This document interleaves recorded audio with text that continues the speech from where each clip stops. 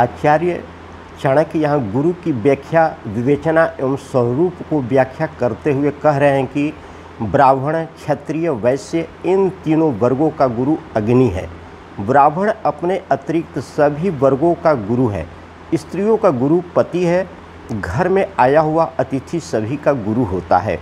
उनका कथन यह है कि अग्नि को ब्राह्मणों, क्षत्रिय एवं वैश्यों को गुरु माना जाता है। ब्राह्मणों को क्षत्रिय, वैश्य और शूद्रों का गुरु समझना चाहिए। स्त्रियों का गुरु उनका पति होता है। घर में आया अतिथि सारे घर का गुरु माना जाता है, अर्थात अभ्यासगत वह होता है जो अतिथि रूप में गृहस्थ के यहाँ अकस्मात आ जाता है। उसका कोई स्वार्थ नहीं होता है, वह तो अपने अतिथि का ही कल्याण चाहता है। इसलिए आचार्य चाणक्य ने अभ्यासगत को श्रेष्ठ व्यक्ति माना है।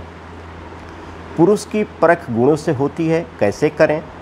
इसके लिए आचार्य चाणक्य यहाँ गुणों से पुरुषों की परीक्षा की चर्चा करते हुए कहते हैं कि घिसने, काटने, तपाने और पीटने, इन 4 प्रकार से जैसे सोने का परीक्षण होता है, उसी प्रकार त्याग, शील, गुण एवं कर्मों से पुरुष की परीक्षा होती है। अर्थात सोना खरा है या खोटा, यह जानने के लिए पहले उसे कसौटी पर घिसा जाता है, फिर काटा जाता है, फिर आग में जलाया जाता है तथा अंत में उसे पीटा जाता है। इसी प्रकार कुलीन व्यक्ति की परीक्षा भी उसके त्याग से, स्वभाव से, गुणों से तथा कार्यों से ली जाती है। कुलीन व्यक्ति त्याग करने वाला, सुशील, विद्या आदि गुणों वाला तथा सदा अच्छे कार्य करने वाला होता है। संकट का सामना कैसे ऐसे करना चाहिए? चाणक्य के अनुसार यहाँ सिर पर आए संकट से निपटने के संदर्भ में कहते हैं कि आपत्तियाँ और संकटे से तभी तक डरना चाहिए जब तक वह दूर है, परंतु वह संकट सिर पर आ जाए तो उस पर शंका रहित होकर के प्रहार करना चाहिए, उन्हें दूर करने का उपाय करना चाहिए। अर्थात जब तक भय दूर है तभी तक व्यक्ति को उससे डरना चाहिए। अर्थात किसी प्रकार का ऐसा कार्य नहीं करना चाहिए जिससे भय आ जाए। लेकिन भय का आ जाने पर डरने से भी कार्य नहीं चलेगा। उस समय उसका निदान ढूंढना चाहिए, उसका डट कर के मुकाबला करना चाहिए। अन्याय संसार में भय से पलायन करने के लिए कोई स्थान इस प्रकार का नहीं मिलेगा जहाँ भय न हो, और भयभीत व्यक्ति कोई कार्य कहीं भी नहीं कर सकता है। भय से जीवन भी नहीं चलता। इसलिए भय से मुक्ति पाने के लिए उसका हल ढूंढना ही श्रेष्ठकर मार्ग है। वीर एवं साहसी पुरुषों का यही धर्म है। यहाँ आचार्य चाणक्य कहते हैं कि एक ही उदर से एक ही नक्षत्र में जन्म लेने पर भी 2 लोगों का स्वभाव एक समान नहीं होता है। उदाहरण के लिए बेर और कांटे को देखा जा सकता है।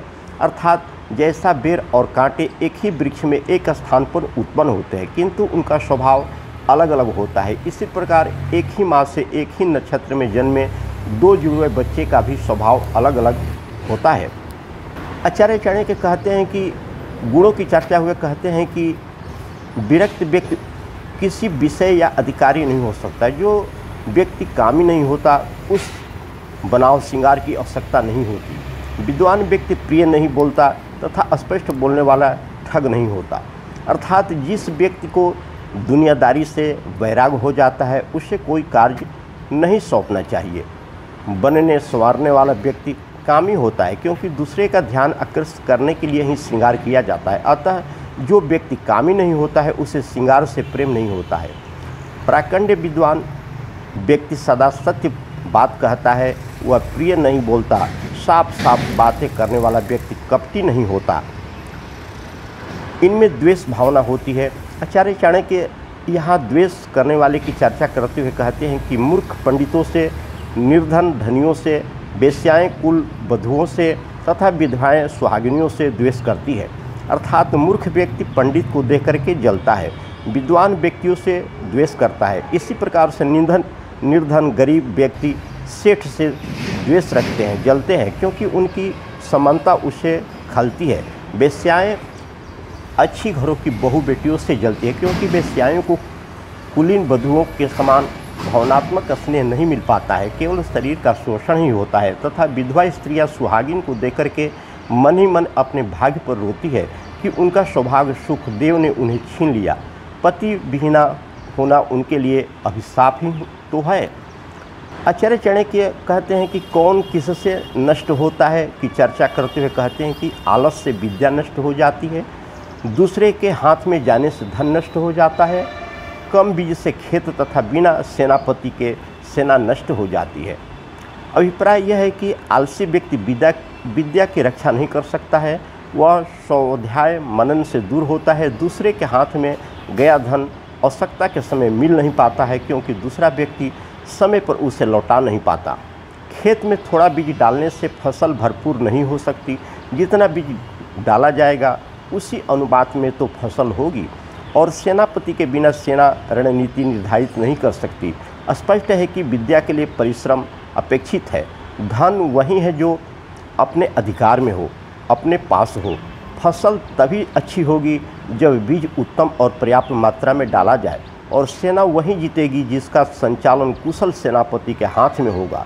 ये बातें ध्यान में रखने योग्य है। आचार्य चाणक्य यहाँ विद्या, कुल, श्रेष्ठता और क्रोध की पहचान करने वाले तत्वों की चर्चा करते हुए कहते हैं कि अभ्यास से विद्या का शील, स्वभाव से गुण का गुणों से श्रेष्ठता तथा आँखों से क्रोध का पता लग जाता है। अर्थात व्यक्ति के साथ रहने पर उसके परिश्रम, बोलने के ढंग आदि से उसकी विद्या तथा उसके आचरण से उसके कुल, खानदान का पता लग जाता है। व्यक्ति के अच्छे गुण की बता देते हैं कि वह एक श्रेष्ठ मनुष्य है या कि नहीं। व्यक्ति चाहे मुंह से कुछ न कहे किंतु उसकी आंखों ही उसकी नाराज़गी को बता देती है।